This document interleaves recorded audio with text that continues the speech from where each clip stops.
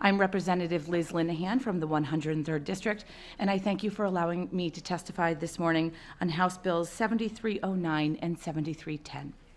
I'd like to begin with some haunting words of a 14-year-old girl rescued from the sex trade. I think so much about what has happened to me, why these men did what they did to me. Old, disgusting men. It was horrible. They knew I did not want to be there, but they paid their money. They used me. I was their property for the night. They destroyed me. We hear so often that prostitution is the oldest profession, when in reality it is the oldest oppression. Whether through human trafficking or poverty, drug abuse, or debilitating physical and verbal abuse, whatever circumstances which led them to prostitution, it is still a violation of a person's most basic human rights.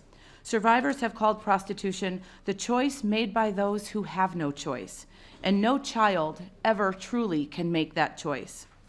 For too long, society has focused its attention and blame on the victims of prostitution, the sex workers themselves. By arresting the sex worker, placing their mugshots on television or social media, often creating an atmosphere of humiliation rather than compassion, those soliciting sex have benefited from the severe lopsidedness of the system. House Bill 7309 seeks to right these wrongs by striking at the core of the problem, the demand. The so-called Johns would be charged appropriately for the sexual oppression of these victims. The crime of commercial sex abuse of a minor would be created as a Class B felony, and House Bill 7310's statement of purpose would also require registration as a sex offender after 2 convictions, and I respectfully request that that provision still be considered in the legislation. I would like to thank Chairman Tong for giving victims a voice by bringing this committee bill forward, and co-chairs Senator Doyle and Senator Kissel, and the esteemed vice chairs of this committee for their dedication to this issue and recognizing the importance of this legislation. According to my most recent research, 29 other states currently list patronizing a minor or trafficking in persons as crimes punishable by being on the sex offender registry. And I know as a parent, I would like to know who the people responsible for those crimes are in my neighborhood.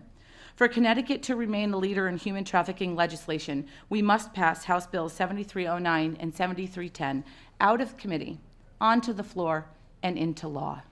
Thank you very much. Thank you. Any questions from the committee?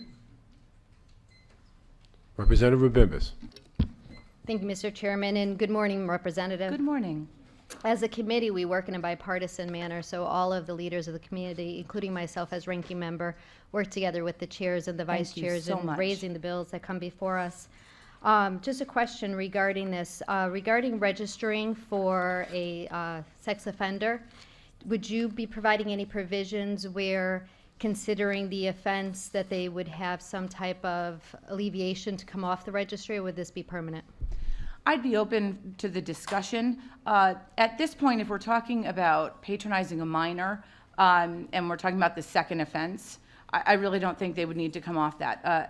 They have been given the opportunity to not commit this crime again. They know what would happen if they were convicted of a second offense. So ideally, I would like to see them remain on the registry, but I'm always open to hearing anything, really.